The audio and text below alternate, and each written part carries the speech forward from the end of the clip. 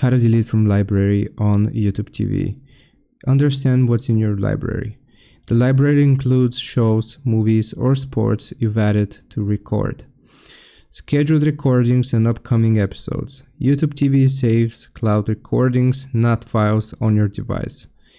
Open up the YouTube TV app on your phone, tablet, or computer. You want to load up the app. Go to your library. You want to tap or click library, bottom menu on mobile, top menu on desktop. Scroll to find the show, movie, or event you want to remove. Remove from library. You will select the show or movie.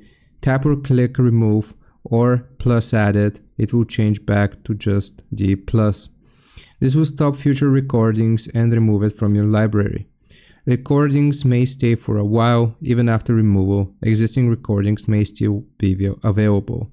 They will auto-delete after 9 months or if the storage clears.